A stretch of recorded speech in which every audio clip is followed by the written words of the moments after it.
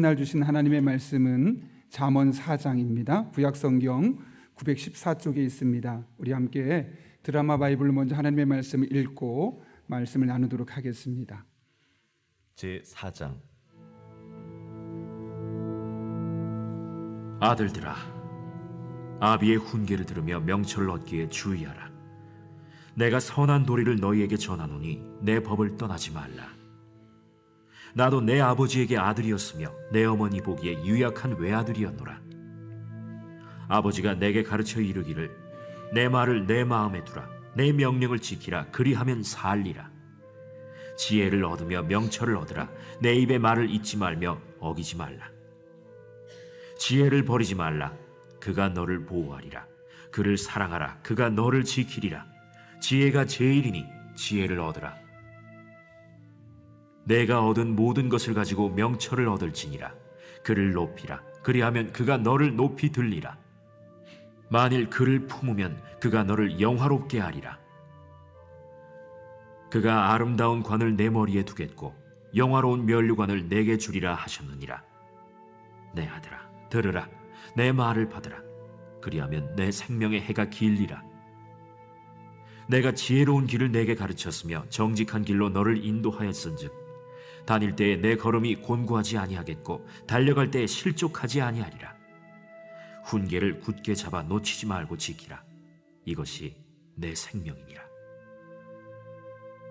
사악한 자의 길에 들어가지 말며 악인의 길로 다니지 말지어다. 그의 길을 피하고 지나가지 말며 돌이켜 떠나갈지어다. 그들은 악을 행하지 못하면 자지 못하며 사람을 넘어뜨리지 못하면 잠이 오지 아니하며 불의의 떡을 먹으며 강포의 술을 마심이니라. 의인의 길은 돋는 햇살 같아서 크게 빛나 한낮의 광명에 이르거니와 악인의 길은 어둠 같아서 그가 걸려 넘어져도 그것이 무엇인지 깨닫지 못하느니라. 내 아들아, 내 말에 주의하며 내가 말하는 것에 내 귀를 기울이라. 그것을 내 눈에서 떠나게 하지 말며 내 마음속에 지키라. 그것은 얻는 자에게 생명이 되며 그의 온 육체의 건강이 됨이니라. 모든 지킬 만한 것 중에 더욱 내 마음을 지키라. 생명의 근원이 이에서 남이니라. 구부러진 말을 내 입에서 버리며 비뚤어진 말을 내 입술에서 멀리하라.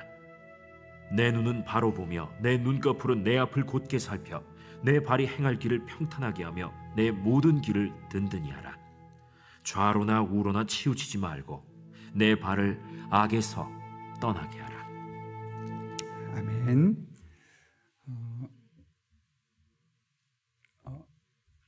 가을 전교인 새벽기도 나온 여러분 한 분 한 분을 축복하고요.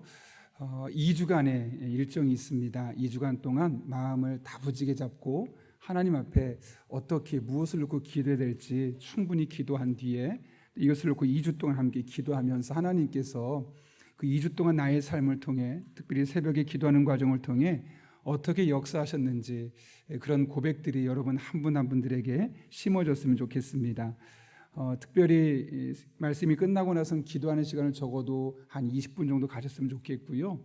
그래서 가능한 한 말씀은 좀 짧게, 잠언서는 여러분이 계속 반복해 읽으면 충분히 이해할 수 있는 내용들이기 때문에 설교를 좀 짧고 대신 여러분이 기도할 수 있는 시간을 더 주기 위해서 노력해 보도록 하겠습니다.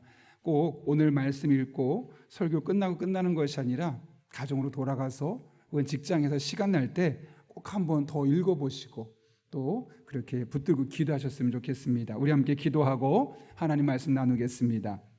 거룩하신 아버지 하나님, 2주간의 가을 신앙의 여정이 시작되었습니다. 해마다 하는 연례 행사가 아니라 2022년 이 가을부터 연말까지 하나님께서 우리 각각의 사람들에게 하실 은혜를 기대하며 기도하며 나아가길 원합니다.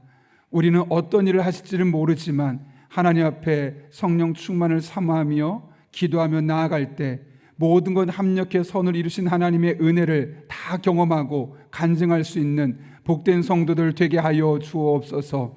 그런 중에 특별한 기도 제목이 있어 하나님 앞에 예물을 드리며 기도하는 손길들이 있습니다. 하나님 그 기도 제목 위에 일일이 함께 해주셔서 우리의 기도가 절대로 헛된 것이 아님을 하나님 앞에 간증할 수 있는 복된 성도들의 삶 되게 하여 주옵소서. 예수님의 이름으로 기도하옵나이다. 아멘.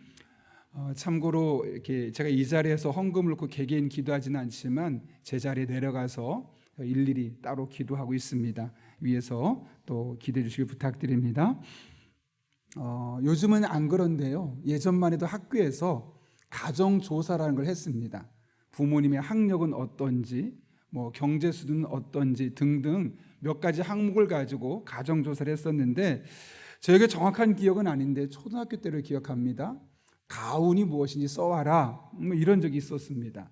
집에 가서 이제 보통 가보게 되면 가훈을 자그마한 액자에 써놓지 않습니까? 그래서 저도 집에 가서 아버지한테 보니까 가훈이 없길래 가훈이 뭡니까? 라고 물어봤더니 특별히 말씀을 못 하시는 겁니다. 이게 무슨 말이겠습니까? 가훈이 없다는 거죠.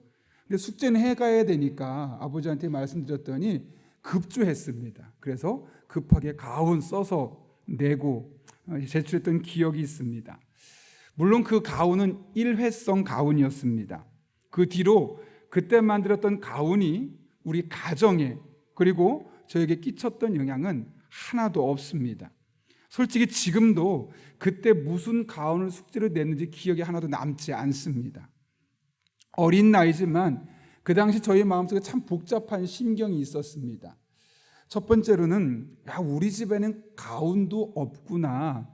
다른 집은 가훈 있어서 숙제로 내고 또 가훈이 뭐라고 물어볼 때 쉽게 대답하는데 우리 집은 우리 가훈이 없었구나 라는 것에 한편으로는 부끄러웠습니다. 그러나 또 한편으로는 아버지가 가훈까지도 생각할 수 없을 정도로 힘겨운 가정, 어려운 가정에서 자라셨구나. 또 할아버지도 그런 영향을 받을 수 없을 만큼 우리 가정 형편이 그렇게 지식이 있거나 뛰어나거나 그렇게 좋은 형편은 아니었었겠구나 라는 생각이 들게 되었습니다. 성장하면서 자연스럽게 여러 가정들의 가문 혹은 가풍에 대한 글들을 보게 되었습니다. 예컨대 조나단 에드워즈의 가문이 어떻게 믿음으로 백대에 걸쳐서 100년에 걸쳐서 어떻게 그 가정이 잘 이루어지게 되었는지를 듣게 되고 또 방질 목사님 가정이 미국의 한 호텔에 모여서 몇십 명이 모여서 수련회를 했다는 이야기를 들으면서 마음에 큰 도전도 되고 또 신앙적인 것은 아니겠지만 경주 최부잣집 많이 들어보셨죠? 그 경주 최부잣집의 그런 가훈회들을 들어보면서 이 한 가정이 잘 그 신앙의 전통이든 어떤 가정 형태를 잘 유지할 수 있는 이유가 다른 것이 있는 것이 아니라 이 가훈을 내게 주신 것으로 받고 하나로 나갈 때 이런 것들이 가능했겠구나 라는 생각을 하게 되면서 저에게도 도전이 하나 생겼습니다. 우리 집에도 나뿐만 아니라 우리 아이들뿐만 아니라 성경에서 늘 말하는 것처럼 하나님의 약속은 늘 자손 1000대 이르기까지 축복한다고 말씀하시는데 1000대가 언제가 될지 모르겠지만 적어도 우리 가문, 나로 시작된 우리 가문이 끝나기 전까지, 끝나는 그날까지 하나님 앞에 은혜를 경험할 수 있는 가훈을 만들었으면 좋겠다. 그리고 그것이 내가 만든 가훈이 그 다음 세대, 그 다음 세대까지 이어졌으면 좋겠다. 그런 마음을 제가 갖게 되었습니다. 그래서 만들었던 가훈이 예수를 깊이 생각하라입니다. 그것이 저희가 지금까지 살아오는 저의 신앙의 여정의 목표였고 또 제가 목회를 넘어서서 한 사람의 크리스천으로서 끝까지 견자고 싶은 방향이며 무엇보다 우리 아이들도 나이가 들어서 자신의 가치관을 형성하고 또 자녀들에게 물려주고 싶은 가장 중요한 신앙의 가치관이 무엇이냐라고 말했을 때 예수를 깊이 생각하라라는 것이 우리 가문의 대대에 이 가훈이 됐으면 좋겠다라는 생각이 있었기 때문에 그렇습니다. 그래서 저희 집에도 가면 한 분이 써준 것이 있어서 여전히 그 가훈이 달려 있는데요. 늘 아이들한테 이야기하지는 않지만 종종 지나가면서 눈으로 그것을 보게 되는 것 같습니다. 저의 작은 바람이 있다면 이것이 그냥 저의 바람만으로 끝나는 것이 아니라 저희 아이들에게 고스란히 전달되어서 아이들도 늘 예수님을 깊이 생각할 뿐만 아니라 그 아이들이 자기의 다음 세대 태어날 아이들을 위해서 그런 소중한 가훈들, 신앙적인 가훈들을 가지고 물려줄 수 있으면 하는 것이 저의 작은 소원이기도 합니다. 제가 이런 얘기를 하는 이유는 오늘 잠언 4장의 말씀을 살펴보기 때문에 그렇습니다. 잠언 4장의 말씀은 다른 잠언들과 마찬가지로 지혜가 얼마나 중요한지에 대해서 이야기를 하고 그 지혜를 얻게 될 때 누리게 되는 유익과 축복이 무엇인지에 대해서 매우 구체적으로 설명하고 있습니다. 그런데 지금까지 살펴봤던 1장부터 3장까지 그리고 5장 이후의 말씀과 다른 4장의 특징이 하나 있다면 우린 이 잠언 4장에서 다윗 가문의 자녀 양육 및 신앙의 전통을 엿볼 수 있기 때문에 그렇습니다. 오늘 우리가 살펴본 잠언 4장은 세 개의 구조를 가지고 있습니다. 1절부터 9절까지 또 10절부터 19절까지 20절부터 27절까지로 나눌 수 있는데 핵심은 1절부터 9절까지의 말씀이 있는데요. 먼저 1절부터 9절까지의 말씀 살펴보면 솔로몬이 어떻게 시작합니까? 아들들아 라는 복수형으로 시작합니다. 솔로몬에게 아들이 많았겠구나. 예, 많았습니다. 실제로 열왕기상을 14장 21절에 보게 되면 아내만 700명이었다고 합니다. 물론 이게 정치적인 것 때문에 그런 거죠. 또 빈장이 장인이죠. 300명이 될 정도로 그렇게 자녀가 많은 집을 그가 유지하고 있었던 것이죠. 그런데 여기서 말할 때 아들은 실제로 나의 아들을 말하기도 하지만 좀 포괄적인 의미에서 모든 남성들, 다음 세대를 지칭할 때 쓰여지는 표현이기도 합니다. 어찌되었든 중요한 것은 1차적으로는 솔로몬이 그의 아들들에게 이 이야기를 꼭 하고 싶었다는 거죠. 어떤 이야기를 합니까? 2절 보십시오. 내가 선한 도리를 너에게 전하노니 내 법을 떠나지 말라. 지금 솔로몬의 마음에 두려움이 있었어요. 내가 아이들한테 아무리 많이 가르쳐도 이곳에서 아이들이 떠나버리면 소용이 없다는 거예요. 여러분 100개를 가르쳤는데 그 100개를 마음에 두지 않고 마음이 떠나버리면 그것이 무슨 소용이 있겠습니까? 하나를 가르쳤지만 하나가 마음에 담겨 있는 것이 중요하겠죠. 그래서 솔로몬이 아이들에게 말하는 겁니다. 내가 지금까지 너에게 많은 것을 전했고 앞으로도 전할 것인데 실제로 지금 잠언 4장이니까 계속해서 5장, 6장, 7장 있지 않겠습니까? 그거 떠나지 말아라 라고 권면하고 있는 겁니다. 근데 여러분 이걸 보면서 어떤 마음이 드셨습니까? 여러분이 만약 이 솔로몬이라면 지금 이렇게 여러분의 자녀들에게 자신 있게 말할 수 있습니까? 얘들아, 내가 너희들한테 가르쳤던 것, 또 앞으로 가르칠 이런 교훈들에 대해서 절대로 떠나지 말아라 라고 말하는데 혹시 부끄러운 마음이 드십니까? 아니면 이렇게 자신 있게 말할 수 있는 영적인 자신감이 여러분에게 있습니까?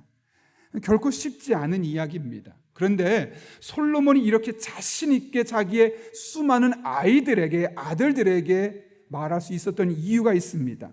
그 비결이 오늘 3절과 4절에 기록됐는데요. 한번 같이 읽어볼까요? 시작. 나도 내 아버지에게 아들이었으며 내 어머니 보기에 유약한 외아들이었노라. 계속 읽습니다. 아버지가 내게 가르쳐 이르기를 내 말을 내 마음에 두라, 내 명령을 지키라, 그리하면 살리라. 아멘. 3절에서 나도 아버지와 어머니에게 한 사람의 아들이었어. 그 아들들에게 먼저 이야기하는 거죠. 나도 한때는 너희들처럼 자녀의 위치에 서 있었다. 지금은 비록 부모로서 너에게 이야기하지만 내가 한때는 자녀로서의 위치에 서 있던 적이 있었는데 그때 나의 아버지께서 나에게 이런 말을 하셨어. 그게 4절이죠.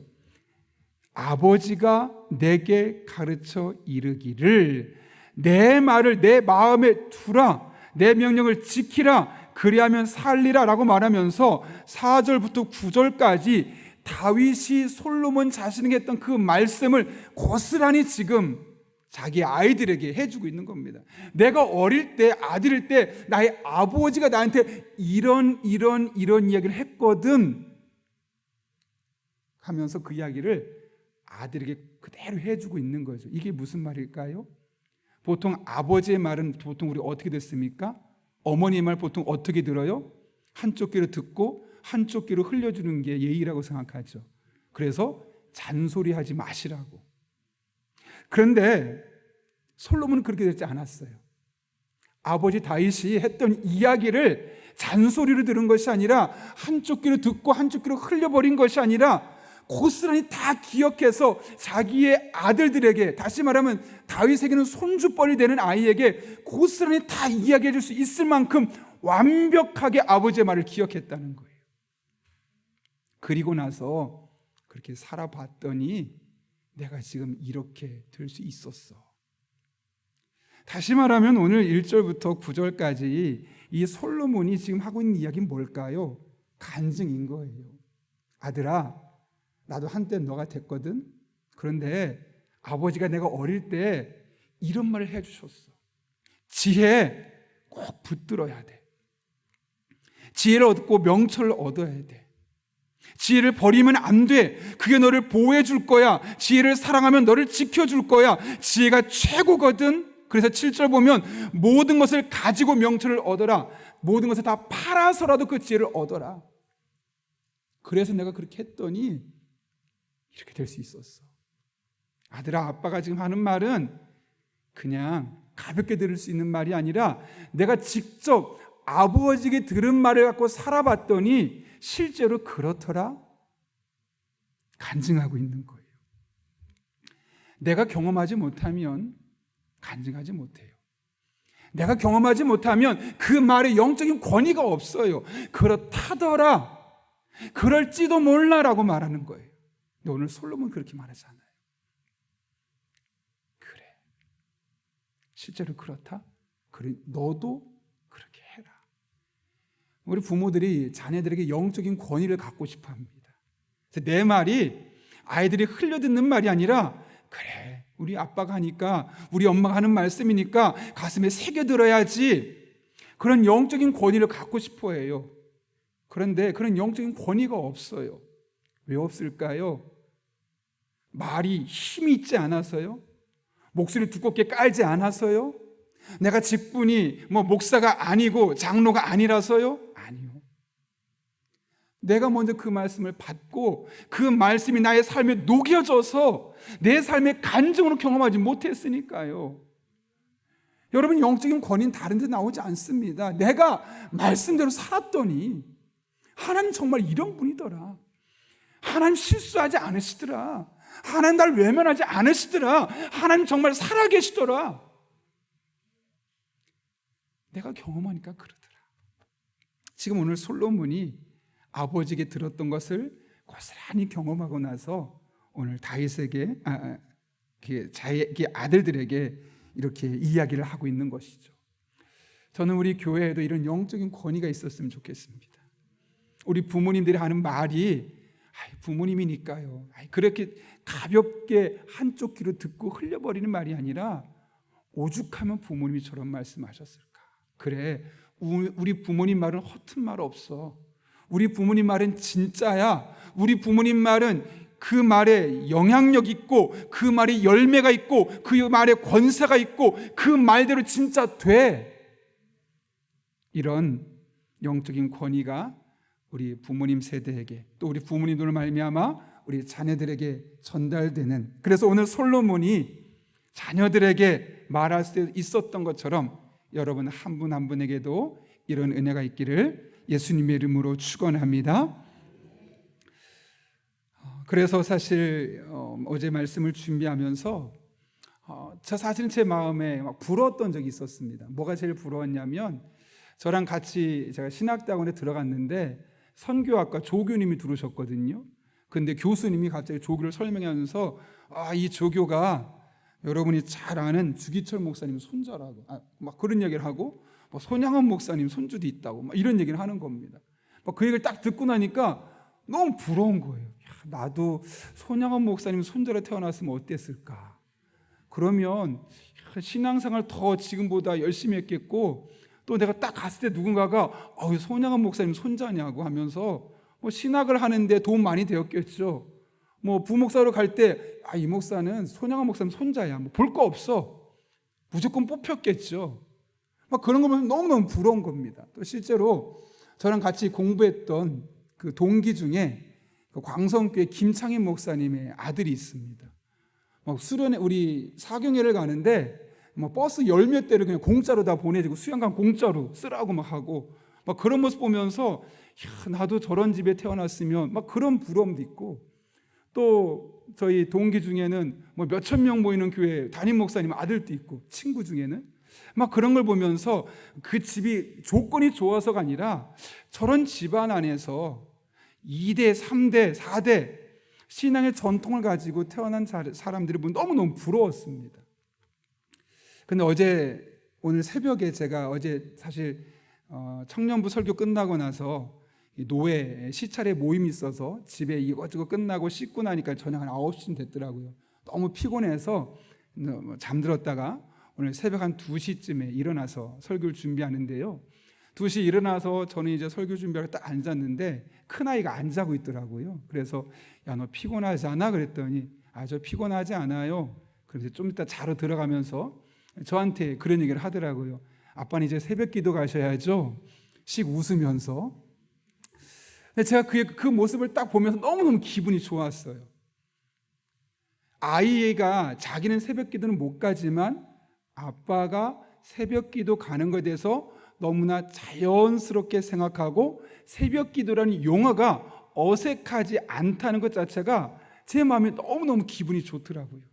그래서 제 마음속에 뭐 몇천 명, 몇만 명 혹은 뭐 주기철 목사님, 손양원 목사님 손자가 아니더라도 우리 집안에서 이런 자그마한 신앙적인 영향력만이라도 아이에게 전수될 수 있다는 것이 너무나 고맙고 감사하다기 시작하니까 설교 준비할 때 처음에 가졌던 그 부러움들이 다 사라지게 되더라고요. 여러분도 아마 그런 생각 하셨을지 모르겠습니다.